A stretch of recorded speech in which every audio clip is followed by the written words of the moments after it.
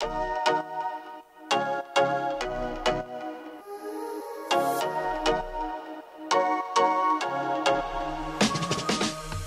Kister, je suis responsable technique du bureau de contrôle ENCO.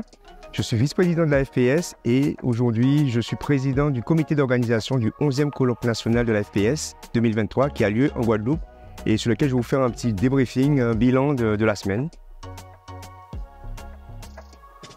On a eu plusieurs manifestations. La première, c'est un ciné-débat qui a eu lieu lundi à l'espace régional du Rézé, où on a pu voir un film sur le risque tsunami. Puis après, des échanges, donc c'était grand public, des échanges avec des experts qui ont pu dialoguer avec le grand public et pouvoir nourrir le débat avec des questions, des réponses. Mardi, on a eu un village, le village de la culture, du risque et la résilience face aux risques majeurs. C'était au World Trade Center, c'était co-organisé avec la FPCNT.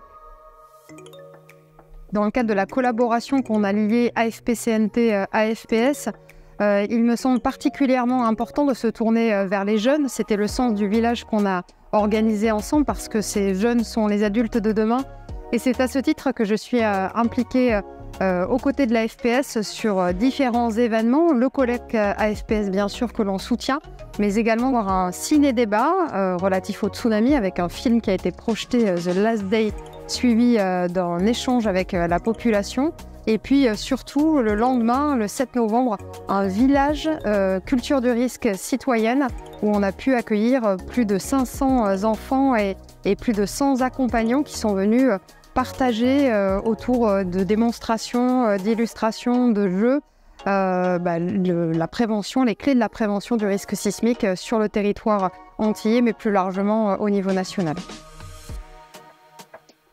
Et là, on a eu plus de 600 personnes au total qui ont pu faire la visite et écouter l'après-midi des conférences et des tables rondes sur plusieurs thématiques. Chez moi, face au risque, construire multi-risques aux Antilles et puis bien sûr la prévention volcanique puisqu'on est dans une zone à aléas multiples. On sait que les Antilles, c'est aléas forts sismiques, aléas forts cycloniques, aléas forts pour le volcanisme, plus les inondations.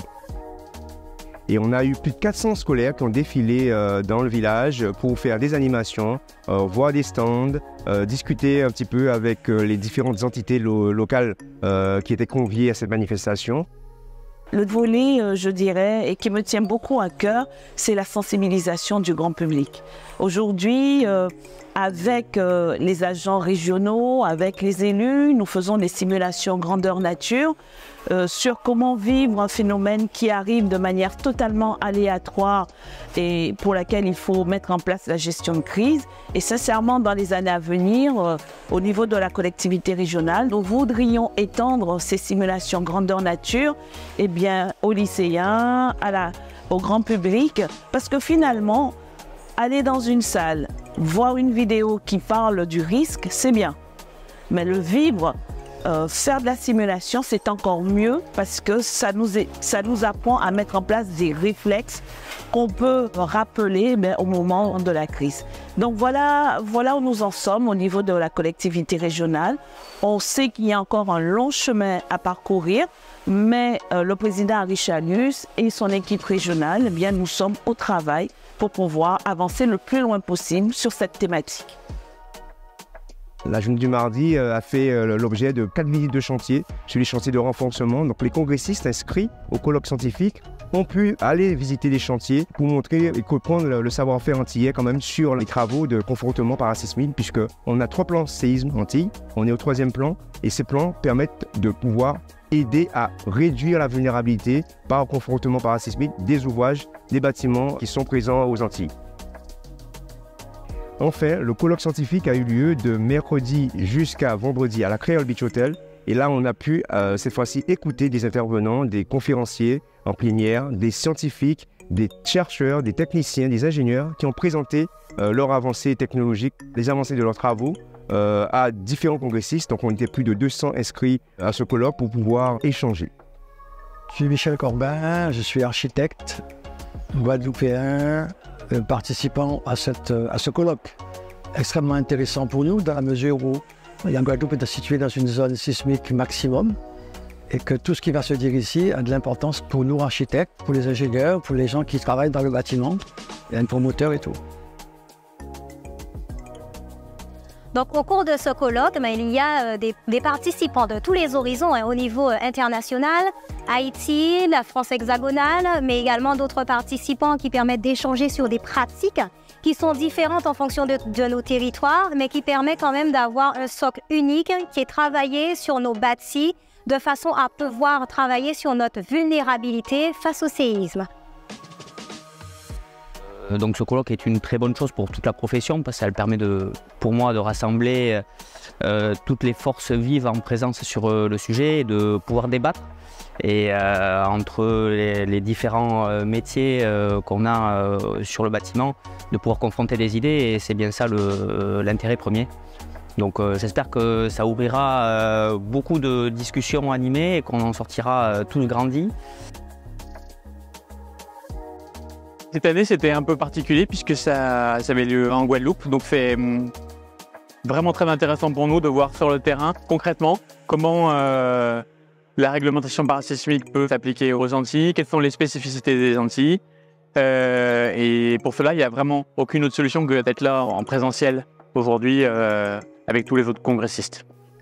Donc nous avons participé à un groupe de travail qui était en charge de faire un REX sur une mission post-sismique suite au séisme qu'il y a eu en Haïti 2021. Donc il s'agissait d'un partenariat entre le STIR et l'AFPS. Voilà. Donc suite à ce travail que nous avons réalisé, nous avons présenté lors du 11e colloque AFPS qui se déroule en Guadeloupe, donc au Gosier, à l'hôtel Creole Beach. Et nous avons eu le plaisir d'avoir reçu le premier prix concernant le poster sur le travail que nous avons mené pendant toute cette opération. Cette manifestation est très riche parce que vous avez dans un premier temps tout ce qui concerne l'aléa sismique, donc sur les questions d'ingénierie et de recherche. Vous avez aussi des ateliers qui portent sur la mise à jour de la réglementation concernant les Eurocode 8, donc les nouvelles normes de construction. Vous avez également des ateliers qui traitent des retours d'expérience, notamment sur le séisme d'Haïti qui a eu lieu en 2010, mais également plus récemment sur le séisme qui a eu lieu au Maroc, avec une batterie d'experts et de chercheurs qui effectivement font et présentent donc des cartographies, des systèmes, des modélisations permettant le mieux possible de prévoir. Et sur ce colloque, par exemple, je vois émerger quelque chose qui est très intéressant en termes de prévention parasismique, c'est l'essor des moyens de réparation et de réhabilitation du construit. Et ça, c'est très important parce que ça fait des années qu'on sait que, compte tenu du taux de renouvellement du bâti, si on ne s'intéresse pas un jour au bâti existant, eh bien, on passera éternellement à côté du problème. Donc, lors de ce colloque, j'ai pu constater qu'il y avait de réels progrès, il y avait des vraies avancées, et maintenant il y a des projets, il y a des solutions techniques. Vraiment, le sujet a été pris à bras-le-corps par l'ensemble de la communauté. En fait, le jeudi soir, on a eu le dîner gala. Alors, il faut savoir, c'est aussi le 40e anniversaire de la FPS. Donc, on a pu voir 6 anciens présidents de la FPS qui étaient présents, d'autres qui ont été interviewés grâce à Mogador Studio et le groupe Jeune pour pouvoir expliquer, donner leur point de vue et leurs apports respectifs à la croissance, entre guillemets, l'expansion de la FPS. Donc, j'ai eu l'honneur de présider ce dîner gala et de présenter ces personnes. C'est un plaisir. Donc 200 convives, très bonne ambiance, beaucoup d'émotions.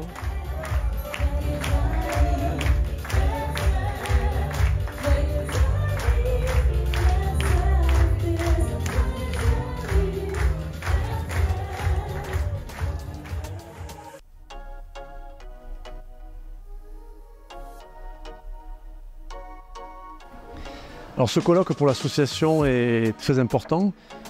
Il fête les 40 ans de l'association, c'est une occasion pour différentes générations de se rencontrer. Donc il y a eu des personnes qui ont été impliquées dès le début de la FPS et des personnes beaucoup plus jeunes. C'est aussi un moment d'échange entre les communautés techniques de l'Hexagone et les communautés techniques locales de la Guadeloupe et de la Martinique. et un moment très important de communication aussi vers le grand public, vers l'administration aussi de la Guadeloupe, avec l'association AFEP-CNT, avec laquelle on a organisé des événements en marge de ce colloque. Alors, ce qui est évident, c'est qu'il y a une densité incroyable de présentations, de projets, donc beaucoup de choses à en fait ramener et à conserver de manière à pouvoir les adapter, travailler dessus, continuer à échanger avec ces experts au-delà de l'événement, de manière à faire avancer nos problématiques. Et on finit aujourd'hui en clôture ce vendredi. En tant qu'enco, j'ai pu faire 3 présentations dans les 3 jours. Et là, je suis heureux comme organisateur. Alors, ce colloque, semble-t-il, est le plus beau colloque organisé par la FPS. Donc, à savoir que le colloque de la FPS, c'est tous les 4 ans. Tous les 4 ans, la générale, c'est sur Paris. Le précédent qui a eu lieu à Strasbourg en 2019. C'était un challenge. En fait, c'était la première fois qu'on délocalisait hors de l'Hexagone. Et en vrai, c'est une belle réussite. Et ce qui est très important, c'est que les colloques de la FPS, c'est toujours des moments d'échange extrêmement riches entre collègues. Et le fait de délocaliser, eh bien, on passe beaucoup de temps ensemble à pouvoir avoir des discussions en off qui enrichissent énormément les liens entre collègues. Et c'est ce qui dynamise beaucoup notre travail au quotidien par la suite. Et on ressort d'ici avec énormément d'idées et d'envie pour les années à venir. Je remercie le comité d'organisation qui m'a fait confiance. Il m'a suivi dans les propositions et validé les choix. Le conseil qui m'a fait confiance aussi pour pouvoir présider, piloter ce comité d'organisation. Benjamin Richard et toute son équipe du conseil scientifique qui ont fait tout le programme scientifique. Ça a été une aventure exceptionnelle. Tout a démarré en choisissant, je dirais, un vice-président du comité scientifique du colloque, donc Léopoldo Tesser, avec qui nous avons travaillé en collaboration étroite. Nous nous sommes entourés d'une équipe très dynamique, d'une quinzaine de personnes qui ont formé l'ensemble du comité, avec laquelle, tout au long des travaux préparatoires à ce colloque, nous avons pu établir le programme scientifique de ce colloque, que j'espère qui a été riche et qui a répondu aux attentes des nombreux participants qui nous ont rejoints à cette occasion. Je remercie encore Chloé, Jonathan et Maxence Mélina pour leur travail à Vitamin Events. Ils nous ont accompagnés en tant que PCO sur cette organisation. Et bien sûr, toutes les personnes qui nous ont sponsorisé, aidé, les exposants qui étaient présents, en l'occurrence RISC, ILTI, Fraissinet et SMA BTP. Merci aussi à Mesa Relais et la personne qui m'interviewe pour avoir joué le jeu et surtout nous avoir aidé à garder ces souvenirs que vous allez pouvoir regarder, visionner sûrement sur le site de la FPS. N'hésitez pas à adhérer et à nous suivre. En tout cas, je dis bonne chance au prochain colloque. Nous, on est satisfaits du travail fourni et tous les congressistes sont unanimes à dire que c'est une réussite. Le prochain, on ne sait pas encore où, mais de ce que j'ai compris, bon, la Guadeloupe a mis la barre un peu haut, donc du coup, on va voir.